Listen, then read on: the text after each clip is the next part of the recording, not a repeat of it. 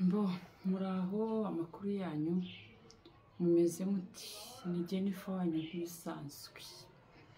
Hari umukobwa njye numva avuga ngo ni kanaka wanyu nk'ibisanzwe, nanjye ndi Jennifer wanyu nk'ibisanzwe. Ngira ngo twagiye dutekereza kujya tuganira ku bintu byinshi bitandukanye ariko bijyanye n'ingo kuko buriya uko byasa kose n'udafite urugo afite aho yavutse mu muryango, n'udafite aho yavutse wenda akisanga ari wenyine afite umuryango. Urumva ko rero umuryango ni ikintu kinini cyane, ni ikintu gikomeye cyane. Ni ukuvuga ngo uko byasa kose waravutse ukisanga wenyine, ubwo ni ukuvuga ngo wowe ubwo wibara ko nta muryango, ariko uwo wubatse n'umuryango. Niba nta aho wubatse byaranze ariko aho wavuye ni umuryango. Urumva rero ibyo bintu ntekereza ko ngira ngo mu ngo burya bitameze neza, mu bantu bitameze neza, kuko twese dushingira kuba dufite aho dukomoka cyangwa dufite abadukomokaho. Ibyo bintu rero burya bitameze neza, ntekereza ko buriya n'igihugu ntabwo kiba kimeze neza. Njye niko mbitekereza, ariko ntabwo bikuraho ibyawe utekereza. Rero ndumva nifuza uyu munsi wa none ko tuganira wenda ku bintu bijyanye n'imibanire y'abakazana na ba mabukwe, kuko buriya hagiye hagaragaramo ikibazo gikomeye, ari naho inshuro nyinshi usanga abagore bararira, abagore mbese ahantu hose urahagera bameze mbese nk'iki, sinzi ukuntu nabivuga. Usanga umugore bamukora akarira uyakamo, kandi bose abenshi burya usanga bahuriye ku kintu kimwe. Umugabo baramujyanye, umugabo bene wabo bantandukanyije nawe, umugabo bene wabo ntibamukunda. Rero ndashaka ko ngira ngo ari byo tuganiraho, kandi ibyo ngiye mvuga ntabwo bikuraho imitekerereze yawe. Nawe ushobora kunyandikira muri commentaire ukambwira uti uzavuge ku kintu iki n'iki, wenda ugisesengureho. Ibyo bintu ngewe nsomye commentaire nkabibona nabigukorera, ni ukuri tukagisesenguraho tukareba impamvu yacyo se cyangwa biraturuka kuki. Rero ngewe mu busesenguzi bwanjye se cyangwa mu kureba kwanjye cyangwa se mu kubona ibitubaho bagenzi bacu gutya na gutya, ngewe naje gusanga sinzi, hari igihe usangwa nk'umukobwa agiye gushaka umugabo, ashatse umusore nawe ni umukobwa, bombi biterwa n'igihe ashobora kuba yarabyaye, biterwa, ibyo ni imyumvire yabo. Ariko twebwe ubundi urushako turushakira ku bakobwa n'abahungu, kuko aribo baba bagiye gutangira ibijyanye n'ubuzima, ibijyanye n'urugendo rutandukanye n'ubuzima bari barimo umunsi ku wundi. Rero hari igihe usanga ahanini urwangano runini rw'umukazana n'iwabo w'umugabo, ahanini bituruka ku mugore.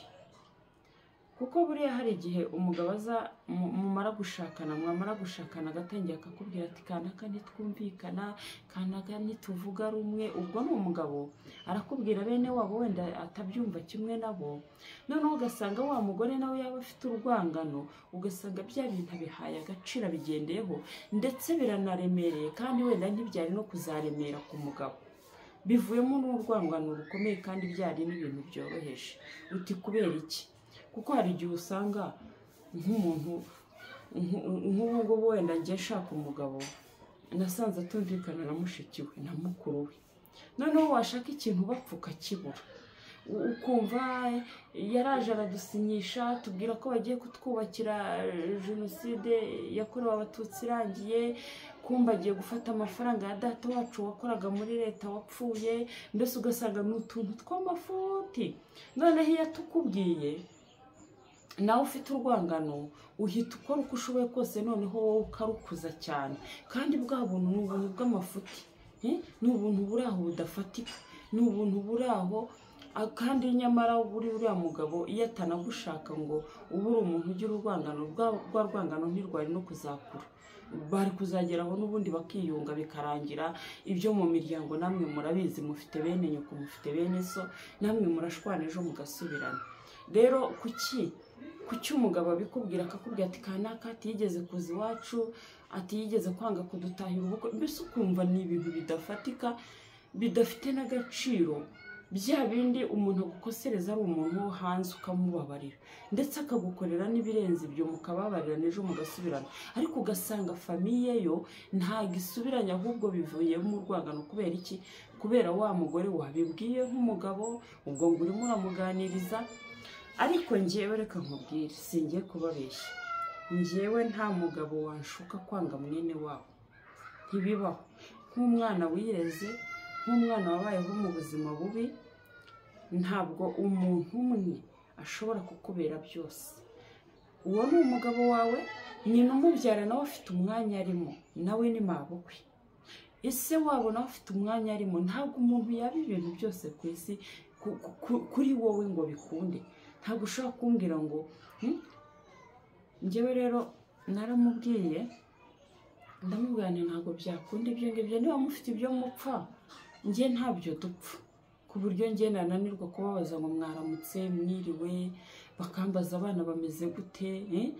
Ejo n'ejo bundi hari igihe umugabo agushuka akagushyira mu gacuko kumva ko utakumvikana n'abantu, akajya kugererayo akaza akakubwira. Noneho ejo mwamara kugirana ikibazo ugasanga ubuze n'uwubwira uti byagenze gutyo. Nusubambwira ibyo mwapfuye, uburyo mubana ko mperuka mbatahira ubukwe, wigeze umpamagara ngo mbaze utamakuru, ese ko mwaraye mutashye mwagezeyo amahoro, ese muri amahoro. Ugasanga ibyo byose ntiwigeze ubibaza umuryango w'umugabo muri cya gihe mwari muhararanye mubanye. Ariko amaze kukubwira ngo hari utuntu tudafite 12 twa tuntu two muri famiye yatukuzanira kubera ko uri umugore we, wowe ukaturemereza tukavamo urwangano rwo kutamuyobora. Erega abagabo buriya ntabwo, buriya hanini njye nkunda kuvuga yuko ntabwo bazi icyo bashaka. Ari nayo mpamvu bakunda gukoreshwa imvugo ivuga ngo umugabo bamutwaye. Ibaze umugabo bamutwaye, umva iryo jambo byonyine ni igisuzuguriro gikomeye kumva iyo mvugo ikoreshwa cyane ngo umugabo bamutwaye. Ahanini rero nta nubwo abagabo baba basobanukiwe icyo bashaka, ntabwo baba bagisobanukiwe. Niyo mpamvu usanga nyine uyu yamutwaye, ejo yamutwaye, uyu yamutwaye. Ariko hari n'igihe sinzi ukuntu nabivuga, ngira ngo hari mba mbyumva muri njyewe, ariko kubisobanura ngira ngo bikambera nk'aho ari urundi rurimi ngiye kuvuga, ukumva ngo bamujyanye uyu, bamujyanye uyu, bamujyanye. Ariko icyo wenda nshaka kuvuga, buriya mu muryango w'umugabo, ese iyo uri umuntu w'umugabo ukabona mama wawe aragukunze, bashiki bawe baragukunze, famiye yawe iragukunze, ariko ejo washwana n'umugore mwatandukana, ntihagire umuntu n'umwe ukugira inama ngo akubwire ngo urukundo ngukunda, ndumva amaraso yawe atagomba kubaho adafite se, genda uzane bariya bana. Hari igihe rero buriya umuntu agira inshuti nyinshi, we akabyitiranya n'uko azi kubana, kandi ntakamenye ko ubwenge bwe bukeya abantu bari kubukoresha mu nyungu zabo bwite. Impamvu batakubwira ngo ujya kugarura uriya mugore, impamvu batakubwira ngo ugenda ujye kuzana uriya, ujye kureba abana bawe, nuko bazi ko bya bindi wabahaga nabo bazaprofita umwanya wo kubibona. Ariyo mpamvu rero ahanini usanga iyo ushatse umugore atangira ntiyumvikane n'umugore washatse, ntiyumvikane bashiki bawe ntibumvikane n'umugore yashatse. Kubera iki? Kubera ko hari ibyo wabahaga ntuzongera kubibaha. Ahanini rero ugasanga wa mugore afite urwangano, afite abanzi ariko atagizemo uruhare, ahubwo nawe bagaragaye kuko siko yabishakaga, ko nawe akeneye iterambere rye. Nta rugo rwinjira mu rundi, ntabwo uzazana urugo rwo kwa nyoko ngo rwinjire mu rwawe. Rero nk'umugabo burya aba ari umuntu ugomba gufata icyemezo akavuga ati ntabwo mama wawe azaba umugore wawe ngo abe narangiza abe na mama wawe, nk'uko ataba papa wawe, nk'uko ataba so wanyu, nk'uko ataba nyoko wanyu. Kandi ibyo byose ni ikinyarwanda. Rero buri muntu n'uruhande rwe, buri muntu n'uruhande rwe. Uyu ni mama ni mama, uyu ni papa ni papa, uyu ni umugore ni umugore. Abo bantu bose buri wese akagira icyiciro cye ku rwawe ruhande nk'umuntu w'umugabo. Ntabwo ntekereza impamvu mama aza kukumenyera ibyo mu rugo rwawe, nta nubwo njye ntekereza impamvu undi muntu wese aza kukumenyera. Umugore wawe ubwo ni umugore wawe nyine, kuko muri za famiye ntabwo wajyamo ngo ushake mushiki wawe. Mushiki wawe atandukanye n'umugore wawe. Rero hari igihe ushaka umugore mukananiranwa akagenda, kandi akagenda biturutse ku mpamvu nk'izo zose, mukananiranwa pe akagenda. Noneho yamara kugenda, wowe ubwawe kuko uri umugabo wizera umuryango wawe cyane, ukumva ko umuryango wawe ari ikintu gikomeye, ukumva ko mama twararuhanye, ibihe bibi twanyuranyemo birakomeye, ntabwo mama njyewe nakwanga icyo avuze, sinakwanga igitekerezo cye. Ariko se uribuka yuko niba mwararuhanye, ibuka ko siko yamuhemukiye. None se nawe urashaka guhemukira umugore washatse?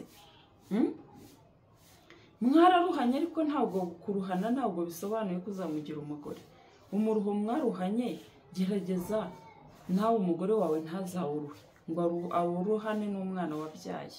Ngira ngo n'ubwashize nkora icyo kiganiro, icyo kintu narakivuze. Rero biba byiza yuko umugabo agomba akamenya ati aba bantu bose ni abanjye, ariko buri wese afite icyiciro cye, afite uburyo agomba gutwa, afite icyo amaze mu buzima bwanjye. Buri ushobora kunywa ibinini 10 muganga byose yabikwandikiye, ariko byose siko biba bivura indwara imwe, biterwa n'indwara wamubwiye. Buri ushobora kurwara umutwe, ejo ukarwara nako ukaburwaye umutwe, ukaburwaye mu nda, ukaburwaye amaguru, kandi ibyo binini byose akagutegeka kubinywa. Ariko byose iyo bigeze mu nda, buri cyose gikora umurimo wacyo, buri cyose gikora akazi kacyo. Rero no ku mugabo buriya bibaye byiza, umuryango wawe ni wowe uwuzi kuruta uko njyewe nkuzi. Buri wese aba afite icyiciro cye ku rwawe ruhande, afite icyiciro ryo ukamenya uti ni mama umwanya we n'uyu, ni data umwanya we n'uyu, uyu ni umugore wanjye nawe. Ntabwo ari ngombwa ko iwacu bamenya ibyo mu rugo rwanjye, kuko abanyarwanda bajya baca umugani ngo umwana murizi ntakurwa urutozi. Ntabwo umugore azakora agakosa gatoya uhamagare nyoko, akora agakosa gatoya uhamagare nyoko, akora agakosa kandi uhamagare so, uhamagare famiye. Nibyo nahereyeho ngira ngo mvuga, iyo ubahamagaye ubabwira twa tuntu tw'amafuti, kandi utwo tuntu ntabwo turi bugutandukanye n'umugore, ahubwo uri guteza umwuka mubi. Uri guteza umwuka mubi muri ba bandi, uri kubabwira ibyo utakagombye kubabwira. Bariya abantu bakabaye ari abantu bamenya ibintu byananiranye, bya bindi nawe udashobora kwikemurira, kuko hari ibyo utakwikemurira ukavuga uti ibi bintu birasaba umuryango, ariko nawe hari ibyo wakwikemurira nk'umuryango, nkawe nyiri umuryango, ukavuga uti ibi bintu ngenzi nzabyikemurira biroroshye. Ariko bya bindi ubona ko byananiranye, wenda ukavuga uti reka ntabaza umuryango, ariko si buri kanya buri munota. Icyo gihe bigera aho ngaho umuntu akaba yanakubaza, akakubaza atari ko umugore wawe mumaranye imyaka 4 wirirwa uvuga ngo yarakunaniye, kandi nkaba mbona muri kumwe, yakunaniye ati? Yaba yarakunaniye ntumuti? Ugasanga ahubwo ni kwa gukunda kuvugagura akantu kose kaje kabaye mu rugo kagize gute, ugasanga mbese nawe ubwawe niwe wifitiye icyizere cy'uko ushobora gukemura ibibazo byawe, ahubwo uhora wiyambaza izindi mbaraga kuko wowe ubwawe nawe utifitiye icyizere. Rero ibyo bintu bituma mu rugo rwawe icyo wabwiye umuntu, icya mbere cyo buriya abantu abagabo buriya aho babera babi nanone, iyo amaze kuvuga ibyo bintu nk'ibyo akagenda bikwiza muri famiye yiwe, ntabwo aba azasubira inyuma ngo avuge ati ariko buriya umugore wanjye twariyunze, bya bindi byararangiye. Oya, ahubwo arakomeza akabongeramo ibindi, kandi yagera mu nzu akabwira umugore sheri, shushu, amakuru, bakabana neza. Ariko babandi yashyizemo virusi z'uko atumvikanye n'umugabo, ntabwo ajya ababwira ngo umugore tubanye neza. Oya, ahubwo arakomeza akabongeramo ibindi, akabongeramo ibindi, noneho bikazagera kuri rwa rwego famiye itangira kuvuga ngo uriya mugore ngo yaroze umwana wacu. Kubera iki? Kubera yuko ubabwira ubuntu bw'amafuti bwabereye mu rugo, bwa bundi bufatika n'ubudafatika, budafite 12, kandi nta munsi n'umwe wigeze wicara ngo babwire uti rero bya bindi byararangiye, bya bindi byavuyeho twarumvikanye n'umugore wanjye. Bo bakagendera muri icyo kintu wababwiye, bakagendera muri wa murongo wabashyizemo. Kandi nawe mu rwego rwo kugira ngo utikura mbese uhora uri umugabo, wumve yuko uri intwari, urihanganira umugore ibyo akora byose, nyamara murumvikana, mubanye neza, ariko hanze babandi wabwiza ya magambo, babandi wateyemo virusi, uragira ngo ikomeze bamunge, bagere kuri rwa rwego rwo kuvuga ngo umugore yaroze umugabo. Ntabwo aba yaramuroze, ahubwo n'abagabo baba bakunda kuvugagura, kandi abo yabwiye ntasubire inyuma ngo babwire ngo umugore wanjye nta kibazo dufitanye, ahubwo akabongeramo izindi virusi. Uko ubongeramo izindi virusi niko babona ko umugore yakuruze. Rero buriya njyewe hari akantu namaze kubona, iyo mabukwe mugeze aho muhanganira kuvuga ngo uyu ni umuhungu wanjye, uyu ni umugabo wanjye, uyu ni umuhungu wanjye, uyu ni umugabo wanjye, burya ntabwo biba bikiri muri mabukwe, burya muba mwamaze kuba bakeba. Muba mwamaze kuba bakeba, mu byange cyangwa mu byemere. Nta bya mabukwe biba bikiri aho, muba mwamaze kuba bakeba. Kandi noneho mwebwe ikibagira bakeba si uko akeneye umugabo wawe, ahubwo ikibagira bakeba nuko akeneye icyo umugabo wawe afite, kandi nawe ari nacyo umushakaho: amafaranga, ubushobozi. Niyo twaba dukeya yaramwoherezaga ibyo 5 ku kwezi, noneho akaba atakibimwoherereza, n'ubundi ntabwo azareba ngo avuga ati n'ubundi aya nanjye nayakorera, aya nanjye nagurisha ihene nkayabona, aya nanjye nagurisha imyaka nahinze nkayibona. Oya, gusa murahangana. Ni ukuvuga ngo ingo zo muri iyi minsi rero, umugore akinjira mu rugo bitewe n'uko nyine yashatse, n'imyumvire yamuteyemo yo kumva ngo baramukazi, ngo ba masenge ntibakinkunda, ba masenge ubu bataye agaciro. Ahubwo usanga noneho abantu bajya gukora ubukwe, ugasanga amasenge baramushyira inyuma y'abandi, bajya guhagarara ku biryo ngo atabiroga, barareba umugeni ngo ataza kuhinjira akagira ibyo ahajugunye. Masenge w'iki gihe atandukanye n'uwa kera, baratandukanye cyane, ntabwo bikiri nka mbere. Rero ntabwo nzi ukuntu wenda nabivuga, ariko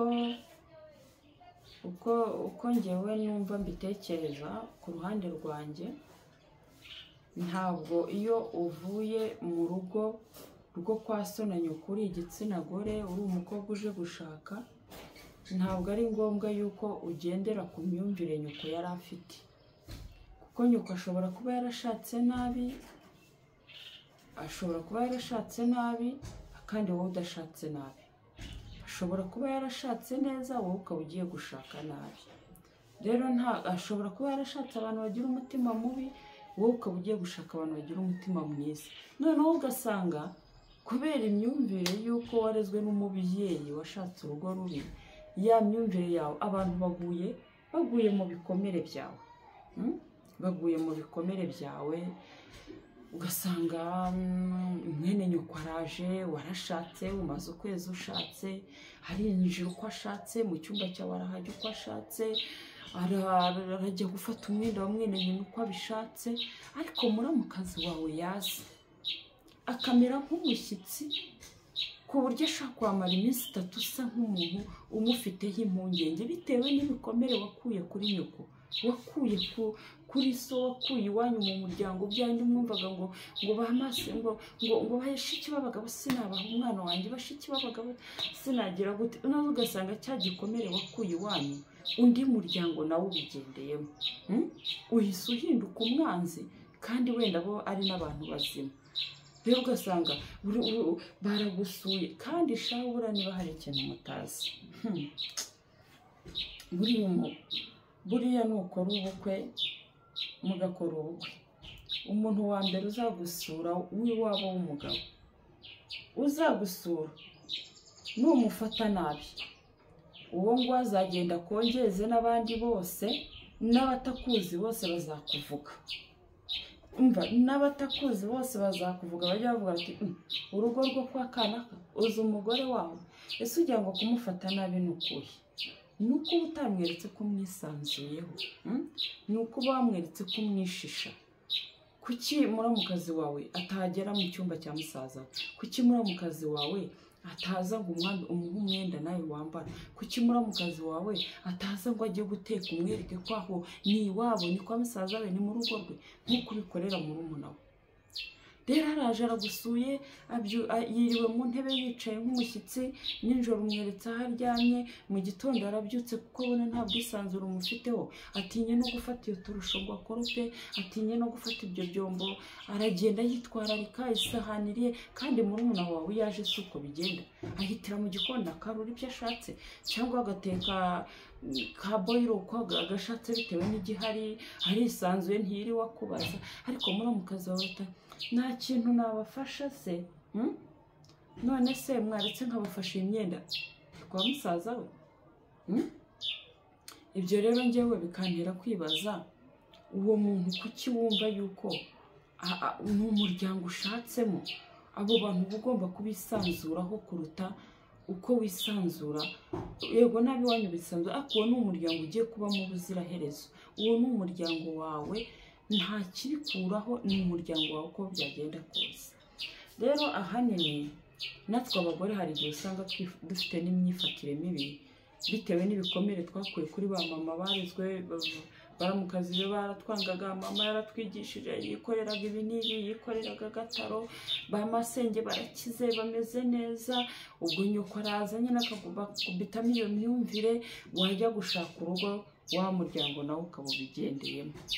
Rero ntabwo ngewe ntekereza ko buri muntu wese yaba wenda yicaraga agasobanukirwa ko buri kintu n'umwanya wacyo, buri kintu ntabwo twakabaye twitiranya ibintu, kabone n'iyo byaba bisa, ariko hari akantu k'itandukaniro kaba karimo gashobora gutuma cya kintu utakitiranya n'ikindi. Rero ntabwo nzi impamvu dufata ibikomere byacu ugasanga tubihuje n'aho turi, tukabisanisha n'uko tumeze. Ahanini rero umuntu ubundi byakabaye byiza we wisanzuye rwose ku muryango w'umugabo, kuko rega wowe ubuje uri mushya, kandi ubusanzwe umuryango mugari ni wowe ugomba kubereka yuko bagomba gukora iki, kukwisanzuraho nta kibazo. Ni wowe ugomba kubereka ko utari intare y'ingore, ni wowe ugomba kubereka yuko uri umumarayika, ni wowe ugomba kubereka kuko ubinjiyemo. Bo ni umuryango mugari baraziranye, ariko wowe ubinjiyemo. Rero ikindi aricyo kintu njyawe nashatse no kwibandaho cyane, buriya abagabo ahanini ngira ngo biterwa n'umugabo mubi. Njyewe uwo mwita n'umugabo mubi deje. Buriya umugabo nimuryama ukumva arakubwiye, umugore wanjye uriya mushiki wanjye wo kwa mama wacu ntitwumvikana gutya na gutya, ntabwo ibyo ari impamvu yo kugira ngo utari urwangano rukuririze, kuko uwo muntu aba ari no kugushyira mu rwobo. Hanyuma se ejo nubyara abana, uwo mugabo azaba nyirasenge w'abana be, nyina wabo abe se wabo. Ese niyo atabibama wenda ufite n'ubwo bushobozi uzakuza n'abana bawe. Ariko buriya ntabwo ngewe ntekereza yuko ubutunzi bwose umuntu yaba afite hano ku isi budafite umuryango, burya nta n'ikintu buba bunamaze. Ariyo mpamvu muba mubona umuntu agejeje imyaka nk'iyo mfite akibabazwa nuko nta muryango afite, cyangwa se ubabazwa nuko utigeze ugira famiye cyangwa utigeze ugira umuryango, ugasanga ni ikintu cyanze kukuva mu maraso. Ibyo wakora byose udafite umuryango ntabwo byakunda. Njyewe numva rwose ari ikintu, ari igikomere kidashobora gushira, kizashira ngira ngo ari uko umuntu apfuye, kandi niyo wanapfa n'ubundi kirakomeza kigakurikirana n'abana. Ariko umuntu ntago azakubwira ngo nzakubera byose, nzagukorera ibi n'ibi. Bariya barekeye ni famiye yanjye, jya ubanza urebe abo bantu barapfa iki, ibintu by'imiryango uko aba ari ibintu birebire kanaka, mbese utuntu tw'udutiku umva tw'uduti. Njye ntabwo njye nta mugabo wanteranya n'umuryango we, ntabwo byakunda pe, ntabwo umva ntibyakunda rwose. N'ubwo buhamya ngenda nabufite, wenda igihe kizagera mbubabwire, ntabwo byakunda, kubera ko ibintu ngewe waba uri kumbwira ngewe ntabwo byaba bifatika. Kumbwira ngo mwapfuye ngo ko ataguhaye amafaranga, kumbwira ko mwapfuye ngo hari igihe warwaye ngo umusaba 10 ngo ntiyariguha, kumbwira ngo ibyo ngibyo bijyaho numve ntavugana na muramukazi wanjye ngo umugabo yarambwiye. Ubuse niba bafite ibyo bapfa, abana ndimo mbyara ko ari ab'umuryango, nzabashyirahe, nzabajyana kwandi. Oya, natwe rwose turakabya pe turakabya nk'abagore. Hari igihe usanga rwose umugabo araje akubwiye ubuntu bw'amafuti ubugendeyeho, uramwihorera, ariko ntibikubuze no kuvugisha abantu. Ese umuntu wo hanze ko akugirira, ko gukorera ikosa, abo mu kazi muri kumwe ko agukorera ikosa, abo mugendana, abaturanyi ko agukorera ikosa, ejo mugahura mugasabana imbabazi. Ikintu kiri mu muryango usanze kitababarirwa ku buryo ugomba kubana nabo, nyamara buriya gushutse gutyo rero, iyo gushutse gutyo, iyo amaze kukwihinduka, usanga ariho utangiye gushaka ba bandi bo mu muryango we, ugatangira kuvuga ngo ariko hari uwo nigeze kubona ngo umwana mwiza, ngo ndumva namuvugisha ngo nkamubwira uko bimeze. Uwo wigeze kubona ko ari umwana mwiza, icyakubujije kumenya ko ari umwana mwiza ngo ubane nawe n'iki? Ukaba ushaka kubana nawe ari uko umugabo agutaye. Niyo mpamvu rega buriya tujye dukoma ingasiro dukomeye harya ngo n'urusyo niko babivuga. Niyo mpamvu ejo nuramuka ugize ibibazo, nabo bazagutera uw'inyuma bakubwire bati se kutatuvugisha uri kumwe n'umugabo wawe, kutaduhaga agaciro, ko kubera iki uyu munsi wa none ushatse kutuvugisha? Noneho ugasanga umugore yicaye hariya ati abana narabakujije, bene wabo n'umugabo ntawampaye iki n'iki. Yari kukiguha gute? Tuvugisha ukuri, njyewe ntabwo ngira bene wabo n'umugabo, ariko abo mfite umva nkubwire, mbafata nk'igira imeneka. Niyo batabinyubahira, ariko njyewe mbafata nk'igira imeneka, kuko ejo ndamutse mpfuye, abo bana banjye niho bakwerekeza, ni naho bajya. Rero kuvuga ngo ibuka cyagiye mu myaka 3 wamaranye n'umugabo, mu myaka 4 wamaranye n'umugabo, ntabwo wigeze witaho kumenya ngo umuryango mwararyamye mumeze neza, arakubwira ati kanaka ntitwumvikana, nyamara hari n'igihe atanaguha n'ubusobanuro, wowe ukagendera kuri ako kantu. Wajya ubona n'umuryango w'umugabo winjiye aho ngaho, ukagendera kuri ka kantu k'amafuti kadagira 12, ariko nyamara nta nubwo uzi ko urimo kwiyangiriza n'umwana wabyaye, uramwanduza, urimo urasenya umuryango w'umwana urimo kubyara, sibyo? Niba ukunda umwana wabyaye, kuki utamwifuriza ibyiza byose? Wamwifuriza umuryango mwiza, ukamwifuriza famiye nziza, ukamwifuriza amashuri meza, ukamwifuriza ubwenge bwinshi, byose. Uri mama, ariko ntabwo uri nyirasenge, hako nturi se wabo, nturi na nyina wabo. Njye buriya niyo nta nubwo buriya byakabaye byiza ko ushwana n'umugabo cyangwa se ngo ushwane n'undi muntu wo muri famiye ubyinjizemo umwana, ntuzi ubundi umwana wabyaye ko ari uwabo, baba baroga baba bataroga ni uwabo. Njye mfite igikomere buriya cyo kuba ntararezwe n'ababyeyi, ku buryo rwose kumbwira rero ngo nishwane, kuko njye ntekereza ibintu byinshi cyane. Ndamutse nshwanye na nyirasenge w'umwana wanjye, ntekereza ko hari ikindi kintu naba ndamutse nshwanye nawe nabihisha umwana njyewe nukomeze, kugira ngo umwana we bakomezanye, kuko icyo njye napfuye na nyirasenge ntabwo ari cyo umwana bapfuye, kuko ni amaraso yiwe. Rero niba wifuza yuko umwana wawe umukunda, ntabwo gukunda umwana ari ukumwiba, ari kumwizirikaho ngo ube byose, uri kuvunika kandi afite n'aho yanakomotse deja. Mwese mugomba kumufatanya, ari ibyiza by'iwabo ukabivuga, ukamwumvisha iwabo ko ari heza, ukamwumvisha iwabo. Buriya hari igihe usanga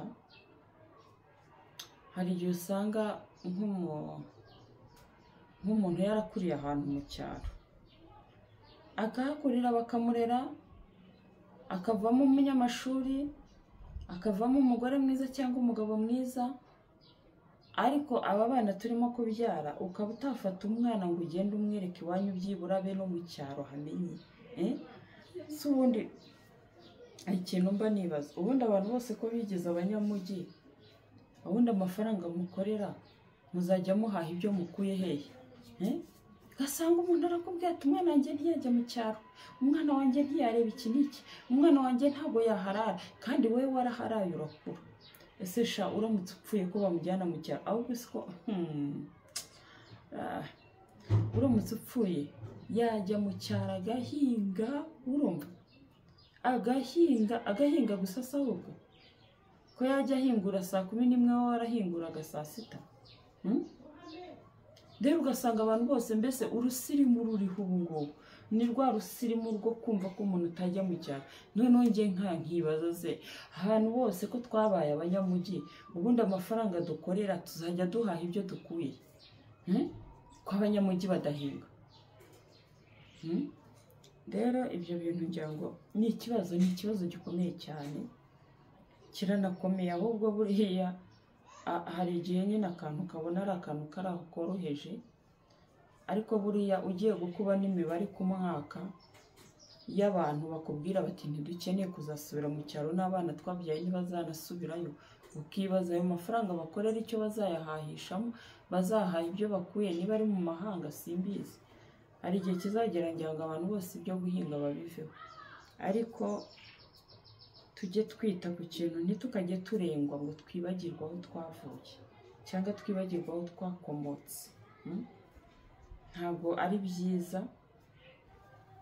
kuko umuryango nk'uko natangiye mbibabwira, umuryango niba utawufite wawuvuyemo, kandi niyo waba utawufite hari igihe uba warawigeze, kandi uko byasa kose usibye amahirwe mabi ngira ngo umuntu avuka agahura nayo, ariko burya umuntu aba yaravutse ku muryango.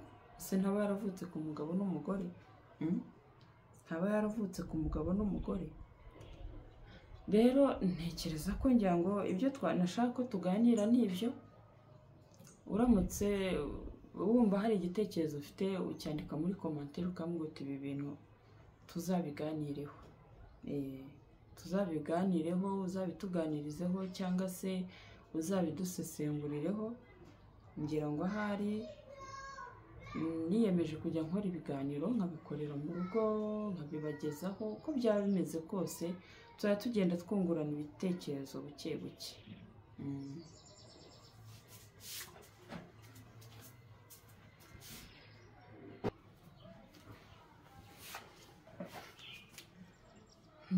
Muraho, amakuru yanyu, mumeze muti? Ni Jennifer wanyu nk'ibisanzwe. Hari umukobwa njya numva avuga ngo ni kanaka wanyu nk'ibisanzwe, nanjye ndi Jennifer wanyu nk'ibisanzwe. Ngira ngo twagiye dutekereza kujya tuganira ku bintu byinshi bitandukanye, ariko bijyanye n'ingo, kuko buriya uko byasa kose n'udafite urugo afite aho yavutse mu muryango, n'udafite aho yavutse wenda akisanga ari wenyine afite umuryango. Urumva ko rero umuryango ni ikintu kinini cyane, ni ikintu gikomeye cyane. Ni ukuvuga ngo uko byasa kose waravutse ukisanga wenyine, ubwo ni ukuvuga ngo wowe ubwo wibara ko nta muryango, ariko uwo wubatse ni umuryango.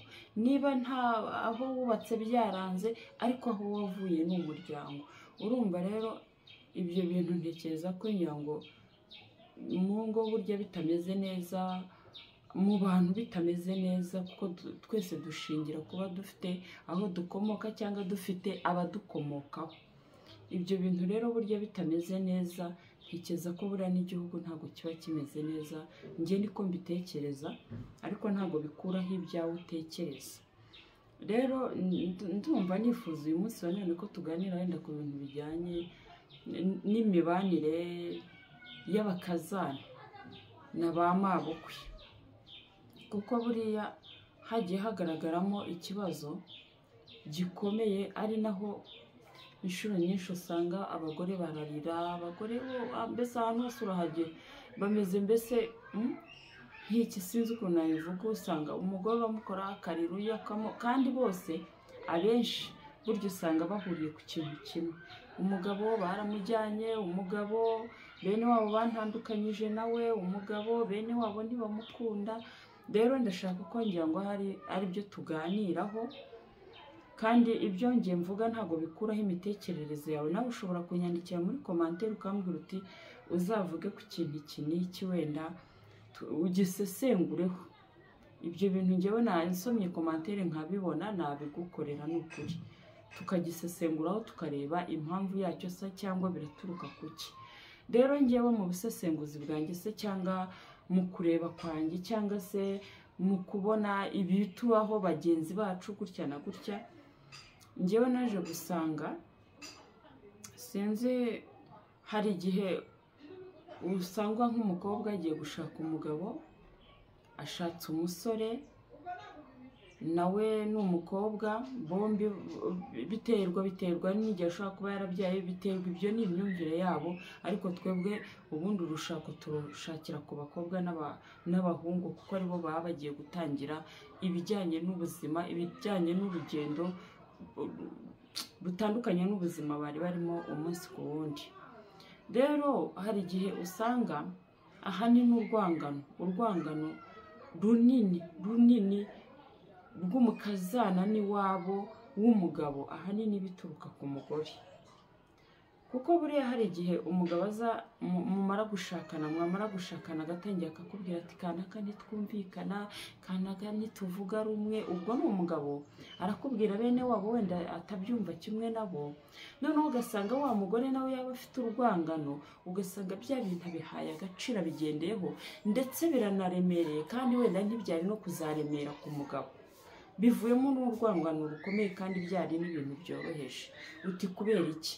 Kuko hari igihe usanga nk'umuntu nk'ubu wenda ngiye shaka umugabo, nasanze atumvikana na mushiki we na mukuru we, noneho washaka ikintu bapfuka kibura, ukumva yaraje aradusinyisha tubwira ko bagiye kutwubakira jenoside yakorewe abatutsi irangiye, kumba agiye gufata amafaranga ya data wacu wakoraga muri leta wapfuye, mbese ugasanga ni utuntu tw'amafuti.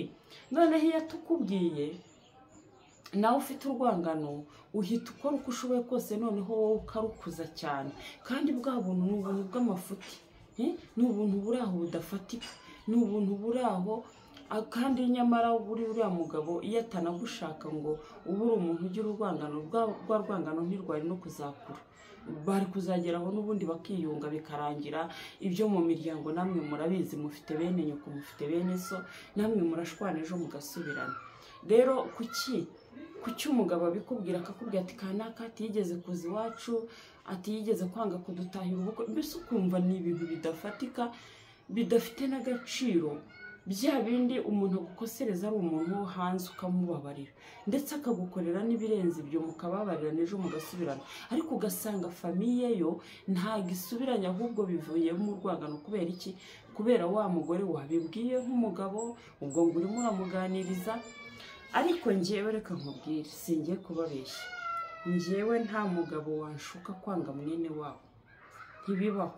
Nk'umwana wireze, nk'umwana wabayeho mu buzima bubi, ntabwo umuntu umwe ashobora kukubera byose.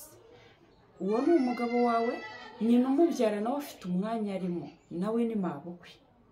Ese wabo nawe afite umwanya arimo. Ntabwo umuntu yaba ibintu byose ku isi kuri wowe ngo bikunde.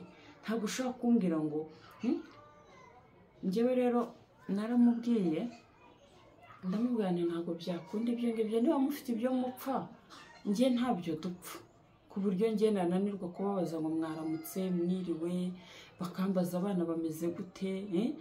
Ejo n'ejo bundi hari igihe umugabo agushuka akagushyira mu gacuko kumva ko utakumvikana n'abantu, akajya kugererayo akaza akakubwira, noneho ejo mwamara kugirana ikibazo ugasanga ubuze n'uwubwira uti byagenze gutyo. Nuse urambwira ibyo mwapfuye, uburyo mubana ko mperuka mbatahira ubukwe, wigeze umpamagara ngo mbaze utamakuru, ese ko mwaraye mutashye mwagezeyo amahoro, ese muri amahoro. Ugasanga ibyo byose ntiwigeze ubibaza umuryango w'umugabo muri cya gihe mwari muhararanye mubanye, ariko amaze kukubwira ngo hari utuntu tudafite 12 twa tuntu two muri famiye yatukuzanira kubera ko uri umugore we, wowe ukaturemereza tukavamo urwangano rwo kutamuyobora. Erega abagabo buriya ntabwo, buriya hanini njye nkunda kuvuga yuko ntabwo bazi icyo bashaka, ari nayo mpamvu akunda gukoreshwa imvugo ivuga ngo umugabo bamutwaye. Ibaze umugabo bamutwaye, umva iryo jambo byonyine ni igisuzuguriro gikomeye kumva iyo mvugo ikoreshwa cyane ngo umugabo bamutwaye. Ahanini rero nta nubwo abagabo baba basobanukiwe icyo bashaka, ntabwo baba bagisobanukiwe. Niyo mpamvu usanga nyine uyu yamutwaye, ejo yamutwaye, uyu yamutwaye. Ariko hari n'igihe sinzi ukuntu nabivuga, ngira ngo hari mba mbyumva muri njyewe, ariko kubisobanura ngira ngo bikambera nk'aho ari urundi rurimi ngiye kuvuga, ukumva ngo bamujyanye uyu, bamujyanye uyu, bamujyanye. Ariko icyo wenda nshaka kuvuga, buriya mu muryango w'umugabo, ese iyo uri umuntu w'umugabo ukabona mama wawe aragukunze, bashiki bawe baragukunze, famiye yawe iragukunze, ariko ejo washwana n'umugore mwatandukana, ntihagire umuntu n'umwe ukugira inama ngo akubwire ngo urukundo ngukunda, ndumva amaraso yawe atagomba kubaho adafite se, genda uzane bariya bana. Hari igihe rero buriya umuntu agira inshuti nyinshi, we akabyitiranya n'uko azi kubana, kandi ntakamenye ko ubwenge bwe bukeya abantu bari kubukoresha mu nyungu zabo bwite. Impamvu batakubwira ngo ujya kugarura uriya mugore, impamvu batakubwira ngo genda ujye kuzana uriya, ujye kureba abana bawe, nuko bazi ko bya bindi wabahaga nabo bazaprofita umwanya wo kubibona. Ariyo mpamvu rero ahanini usanga iyo ushatse umugore atangira ntiyumvikane n'umugore washatse, ntiyumvikane bashiki bawe ntibumvikane n'umugore yashatse. Kubera iki? Kubera ko hari ibyo wabahaga ntuzongera kubibaha. Ahanini rero ugasanga wa mugore afite urwangano, afite abanzi ariko atagizemo uruhare, ahubwo nawe bagaragaye kuko siko yabishakaga, ko nawe akeneye iterambere rye. Nta rugo rwinjira mu rundi, ntabwo uzazana urugo rwo kwa nyoko ngo rwinjire mu rwawe. Rero nk'umugabo burya aba ari umuntu ugomba gufata icyemezo akavuga ati ntabwo mama wawe azaba umugore wawe ngo abe narangiza abe na mama wawe, nk'uko ataba papa wawe, nk'uko ataba so wanyu, nk'uko ataba nyoko wanyu. Kandi ibyo byose ni ikinyarwanda. Rero buri muntu n'uruhande rwe, buri muntu n'uruhande rwe. Uyu ni mama, ni mama, uyu ni papa, ni papa, uyu ni umugore, ni umugore. Abo bantu bose buri wese akagira icyiciro cye ku rwawe ruhande nk'umuntu w'umugabo. Ntabwo ntekereza impamvu mama aza kukumenyera ibyo mu rugo rwawe, nta nubwo njye ntekereza impamvu undi muntu wese aza kukumenyera umugore wawe ubwo ni umugore wawe nyine, kuko muri za famiye ntabwo wajyamo ngo ushake mushiki wawe atandukanye n'umugore wawe. rero hari igihe ushaka umugore mukananiranwa akagenda, kandi akagenda biturutse ku mpamvu nk'izo zose, mukananiranwa pe akagenda. noneho yamara kugenda, wowe ubwawe kuko uri umugabo wizera umuryango wawe cyane, ukumva ko umuryango wawe ari ikintu gikomeye, ukumva ko mama twararuhanye, ibihe bibi twanyuranyemo birakomeye, ntabwo mama ngewe nakwanga icyo avuze, sinakwanga igitekerezo cye, ariko se uribuka yuko niba mwararuhanye ibuka ko siko yamuhemukiye. none se nawe urashaka guhemukira umugore washatse? mwararuhanye, ariko ntabwo kuruhana ntabwo bisobanuye ko uzamugira umugore. umuruho mwaruhanye, gerageza nawe umugore wawe ntazawuruhe ngo awuruhane n'umwana wabyaye. ngira ngo n'ubwashize nkora icyo kiganiro, icyo kintu narakivuze. rero biba byiza yuko umugabo agomba akamenya ati aba bantu bose ni abanjye, ariko buri wese afite icyiciro cye, afite uburyo agomba gutwara, afite icyo amaze mu buzima bwanjye.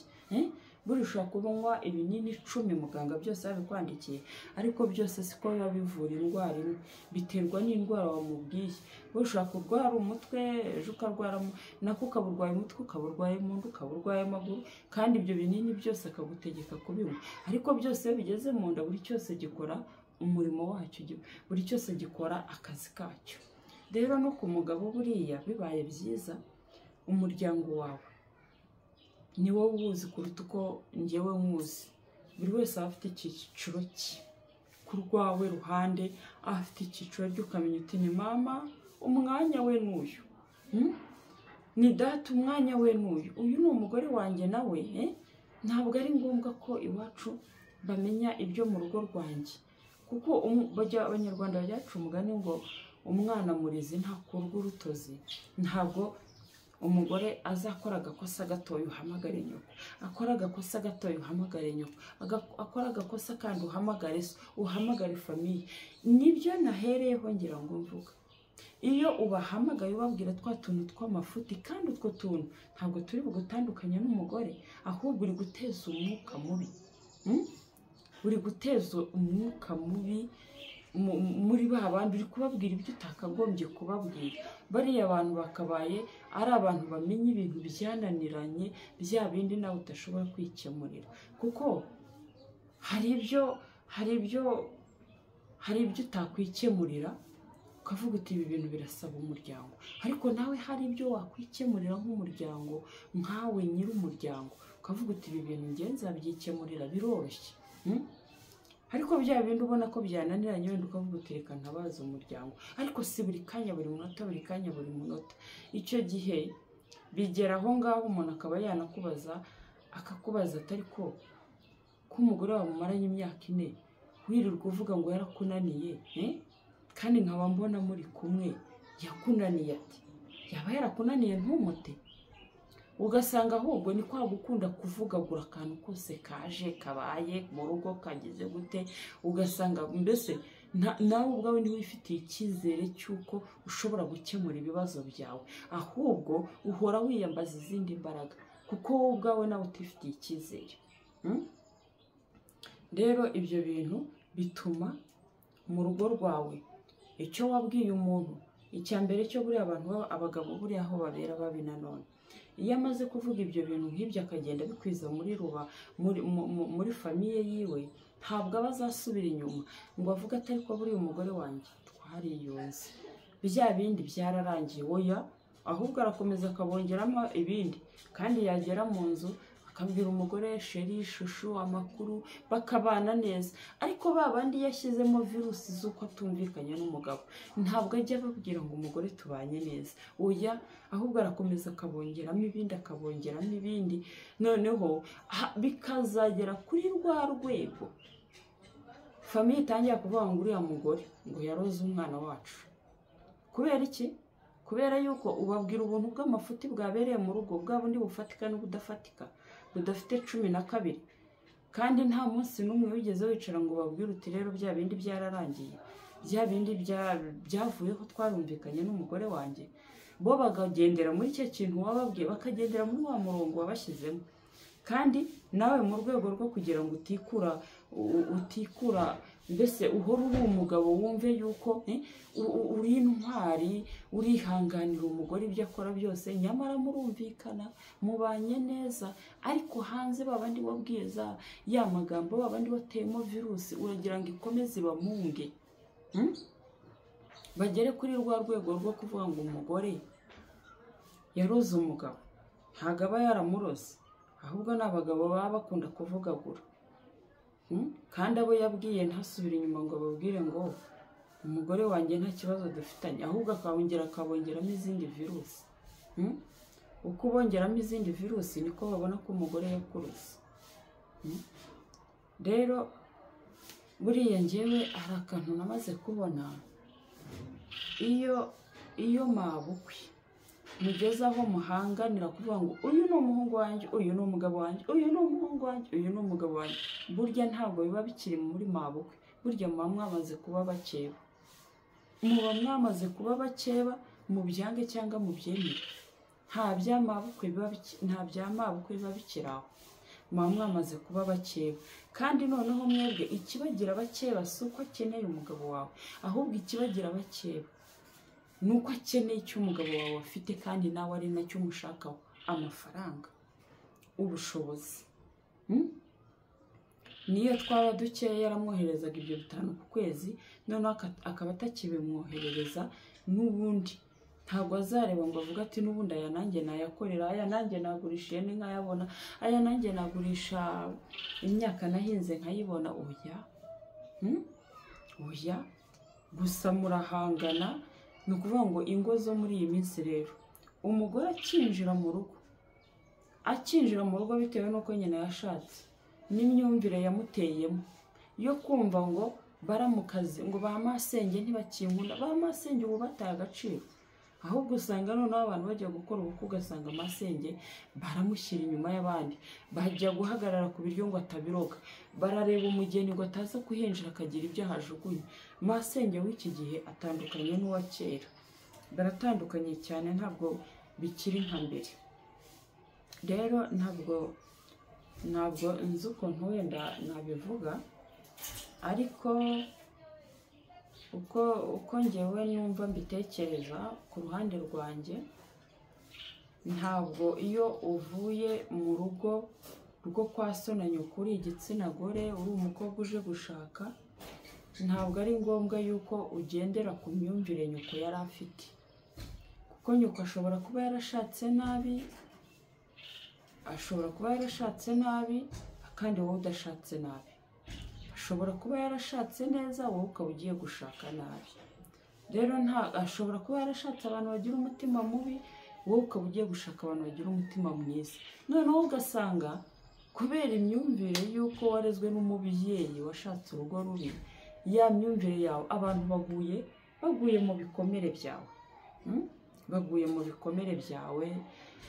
Ugasanga mwene nyoko araje, warashatse, umaze ukwezi ushatse, arinjira uko ashatse, mu cyumba cyawe arahajya uko ashatse, arajya gufata umwenda wa mwene nyina uko abishatse, ariko muramukazi wawe yaza akamera nk'umushyitsi, ku buryo ashaka kwamara iminsi 3 usa nk'umuntu umufiteho impungenge, bitewe n'ibikomere wakuye kuri nyoko, wakuye kuri so, wakuye iwanyu mu muryango. Byandi mwumvaga ngo bamase ngo bashiki b'abagabo sinabaha umwana wanjye, bashiki b'abagabo sinagira gute. Nawe ugasanga cya gikomere wakuye iwanyu, undi muryango nawe ubigendeyemo, uhise uhinduka umwanzi, kandi wenda bo ari n'abantu bazima.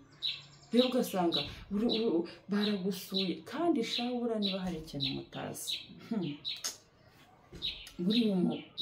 buriya nukora ubukwe, mugakora ubukwe, umuntu wa mbere uzagusura w'iwabo w'umugabo, uzagusura numufata nabi, uwo ngo azagenda kongeze n'abandi bose, n'abatakuzi bose bazakuvuga. umva n'abatakuzi bose bazakuvuga bajya bavuga ati urugo rwo kwa Kanaka uzi umugore wawe, ese ugira ngo kumufata nabi ni ukuhe? Ni uko uba utamweretse ko mwisanzuyeho, ni uko uba wamweretse ko umwishisha. Kuki muramukazi wawe atagera mu cyumba cya musaza we? Kuki muramukazi wawe ataza ngo umuhe umwenda nawe wambara? Kuki muramukazi wawe ataza ngo ajye guteka umwereke ko aho ni iwabo, ni kwa musaza we, ni mu rugo rwe, nk'uko ubikorera murumuna we? Rero araje aragusuye, yiriwe mu ntebe yicaye nk'umushyitsi, nijoro umweretse aho aryamye, mu gitondo arabyutse kuko abona nta bwisanzure umufiteho, atinye no gufata iyo turusho ngo akorope, atinye no gufata ibyo byombo, aragenda yitwararika isahani iriye. Kandi murumuna wawe yaje si uko bigenda, ahitira mu gikoni akarura ibyo ashatse, cyangwa agateka ka boyiro uko agashatse bitewe n'igihari, arisanzuye ntiyiriwe akubaza. Ariko muramukazi wawe nta kintu nabafasha se, none se mwaretse nkabafasha imyenda kwa musaza we? Ibyo rero njyewe bikantera kwibaza, uwo muntu kuki wumva yuko ni umuryango ushatsemo abo bantu uba ugomba kubisanzuraho kuruta uko wisanzura? Yego nabi wanyu bisanzura, ariko uwo ni umuryango ugiye kubamo ubuziraherezo, uwo ni umuryango wawe, nta kibikuraho, ni umuryango wawe uko byagenda kose. Rero ahanini natwe abagore hari igihe usanga dufite n'imyifatire mibi bitewe n'ibikomere twakuye kuri ba mama barizwe, baramukazi be baratwangaga, mama yaratwigishije, yikoreraga ibi n'ibi, yikoreraga agataro, ba masenge barakize bameze neza, ubwo nyoko araza nyine akakubitamo iyo myumvire, wajya gushaka urugo wa muryango nawe ukaba ubigendeyemo. Rero ntabwo ngewe ntekereza ko buri muntu wese yaba wenda yicaraga agasobanukirwa ko buri kintu n'umwanya wacyo, buri kintu ntabwo twakabaye twitiranya ibintu, ntabwo twakabaye twitiranya ibintu kabone n'iyo byaba bisa, ariko hari akantu k'itandukaniro kaba karimo gashobora gutuma cya kintu utakitiranya n'ikindi. Rero ntabwo nzi impamvu dufata ibikomere byacu ugasanga tubihuje n'aho turi, tukabisanisha n'uko tumeze. Ahanini rero umuntu ubundi byakabaye byiza we wisanzuye rwose ku muryango w'umugabo, kuko rega wowe uba uje uri mushya, kandi ubusanzwe umuryango mugari ni wowe ugomba kubereka yuko bagomba gukora iki, kukwisanzuraho nta kibazo. Ni wowe ugomba kubereka ko utari intare y'ingore, ni wowe ugomba kubereka yuko uri umumarayika, ni wowe ugomba kubereka kuko ubinjiyemo. Bo ni umuryango mugari baraziranye, ariko wowe ubinjiyemo. Rero ikindi aricyo kintu ngira ngo nashatse no kwibandaho cyane, buriya abagabo ahanini ngira ngo biterwa n'umugabo mubi. Njyewe uwo mwita n'umugabo mubi deje. Buriya umugabo nimuryama ukumva arakubwiye, umugore wanjye uriya mushiki wanjye wo kwa mama wacu ntitwumvikana gutya na gutya, ntabwo ibyo ari impamvu yo kugira ngo utari urwangano rukuririze, kuko uwo muntu aba ari no kugushyira mu rwobo. Hanyuma se ejo nubyara abana, uwo mugabo azaba nyirasenge w'abana be, nyina wabo abe se wabo. Ese niyo atabibama wenda ufite n'ubwo bushobozi uzakuza n'abana bawe, ariko buriya ntabwo ngewe ntekereza yuko ubutunzi bwose umuntu yaba afite hano ku isi budafite umuryango, burya nta n'ikintu buba bunamaze. Ariyo mpamvu mubona umuntu agejeje imyaka nk'iyo mfite akibabazwa nuko nta muryango afite, cyangwa se ubabazwa nuko utigeze ugira famiye cyangwa utigeze ugira umuryango, ugasanga ni ikintu cyanze kukuva mu maraso. Ibyo wakora byose udafite umuryango ntabwo byakunda. Njyewe numva rwose ari ikintu, ari igikomere kidashobora gushira, kizashira ngira ngo ari uko umuntu apfuye, kandi niyo wanapfa n'ubundi kirakomeza kigakurikirana n'abana. Ariko umuntu ntabwo azakubwira ngo nzakubera byose, nzagukorera ibi n'ibi. Bariya barekeye ni famiye yanjye, jya ubanza urebe abo bantu barapfa iki, ibintu by'imiryango uko aba ari ibintu birebire, kanaka mbese utuntu tw'udutiku umva tw'uduti njye ntabwo njye nta mugabo wanteranya n'umuryango we ntabwo byakunda pe ntabwo umva ntibyakunda rwose n'ubwo buhamya ngenda nabufite wenda igihe kizagera mbabwire ntabwo byakunda kubera ko ibintu ngiye waba uri kumbwira njye ntabwo byaba bifatika kumbwira ngo mwapfuye ngo ko ataguhaye amafaranga kumbwira ko mwapfuye ngo wari igihe warwaye ngo umusabe 10 ngo ntiyari guha kumbwira ngo ibyo ngibyo bijyaho numve ntavugana na muramukazi wanjye ngo umugabo yarambwiye ubuse niba bafite ibyo bapfa abana ndimo mbyara ko ari umuryango nzabashyirahe nzabajyana kwandi oya natwe rwose turakabya pe turakabya nk'abagore hari igihe usanga rwose umugabo araje akubwiye ubuntu bw'amafuta ubugendeyeho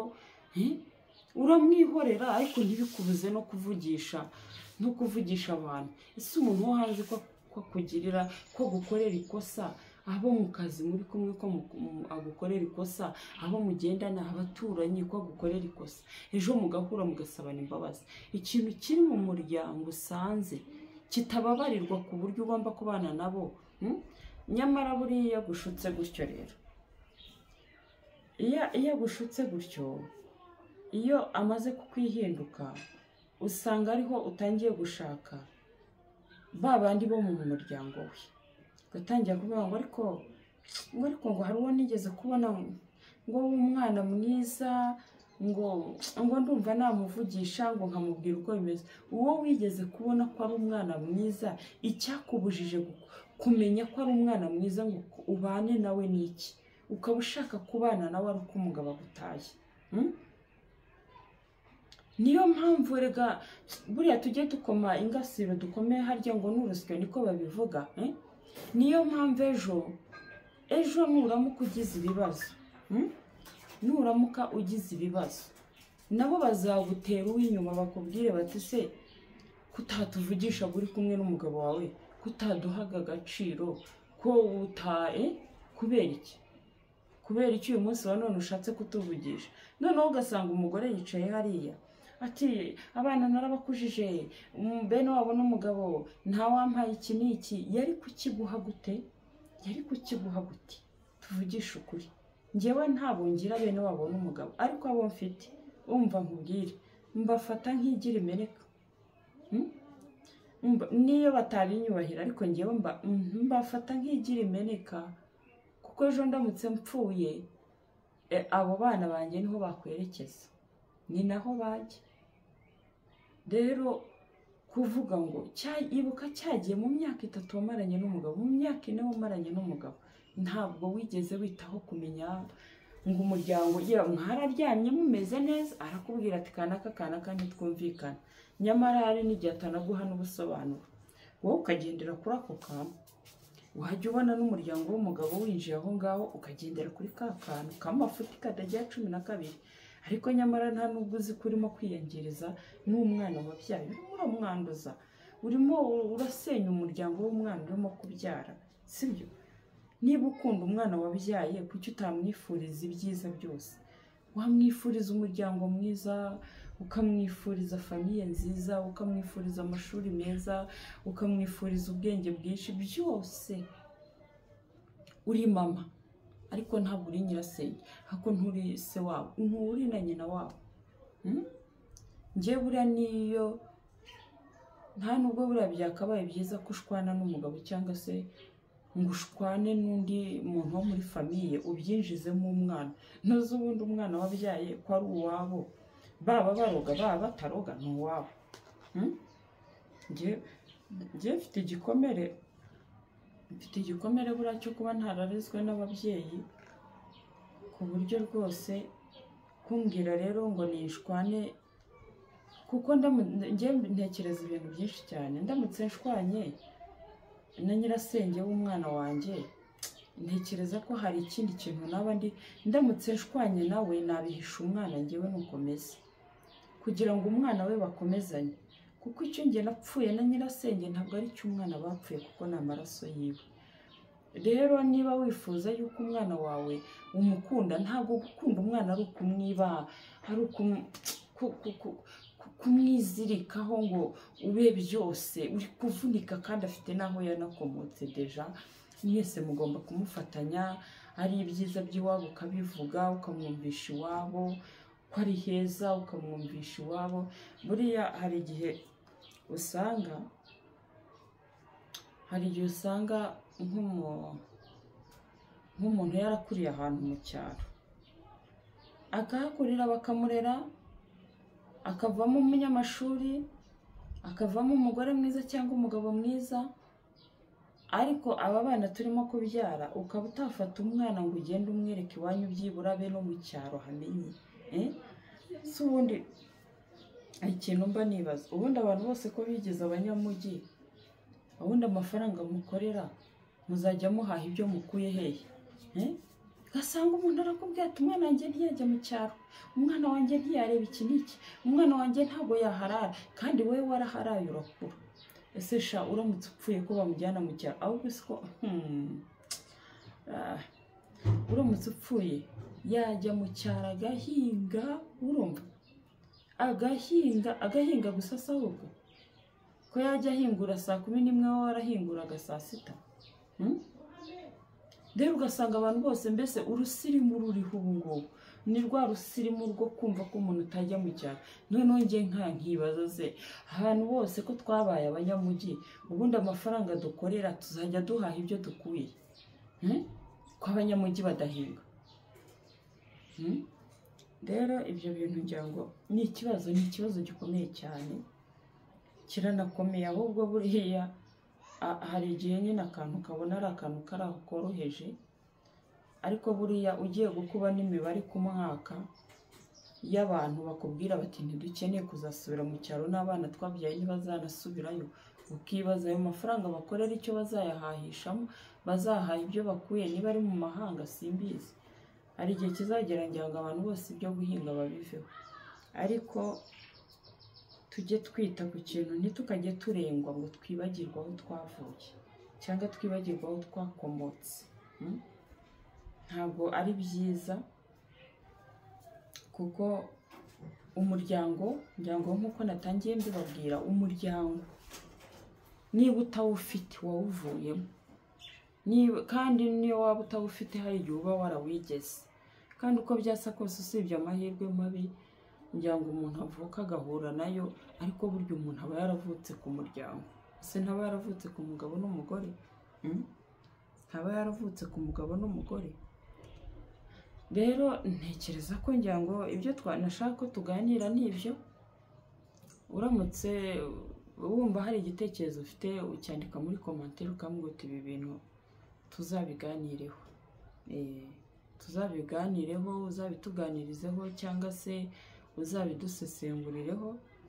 Ngira ngo ahari niyemeje kujya nkora ibiganiro nkabikorera mu rugo, nkabibagezaho uko byaba bimeze kose, tuzajya tugenda twungurana ibitekerezo buke buke.